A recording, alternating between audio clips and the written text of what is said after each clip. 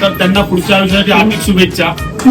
विशेष म्हणजे खाद्यपदार्थ बनवण्याची कला आणि सगळ्यांची काळजी घेण्याची वृत्तीमुळे तुम्ही सर्वांच्या मनात एक खास स्थान मिळवले. गावी असताना कुठे फिरायचं झालं ना, विषय निघाला ना, तर तुम्ही एकदम तयार असता सगळे आणि त्या प्रवासादरम्यान आमचे फोटो खुश होतात. एकंदरीत तुमचे जीवन सुख समृद्धी आणि आनंदाने भरलेले असणार.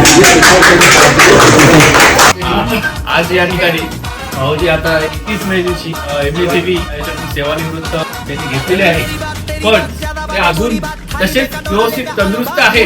कारण काय, त्यांनी भरपूर मारामारी पण केली आहे. त्यामुळे त्यांनी अजूनही दाखवून दिलेले आहे की माझ्याकडे पॉवर आहे. त्यांनी MSCB साठी पण ज्या कार्यामध्ये त्यांनी हे केलं ते पण चांगलं झालेलं आहे.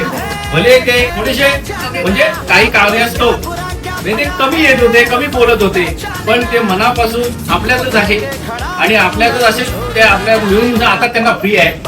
आता ते व्यवस्थित सगळीकडे टूर करणार आहेत.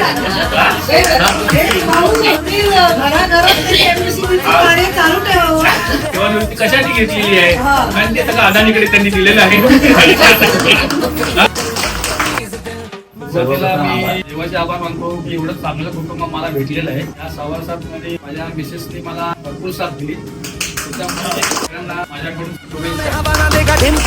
लग्न झाल्यानंतर 27 लग्नाचं चालू आहे. त्या 27 वर्षामध्ये तुम्हाला काय अनुभव आले हे आता आम्हाला थोडक्यामध्ये सांग. म्हणजे मला कधी माहेरचं वाचून ते कर ते कर म्हणजे कधीच आठवण केली ना, त्रास दिला नाही. अरे बापरे, अरे बापरे, आजपर्यंत त्यांनी खूप मला अनेक सगळ्या ह्याच्यामध्ये बरं नसताना कधीच असं हे केलं नाही. काय त्यांच्या वाटतं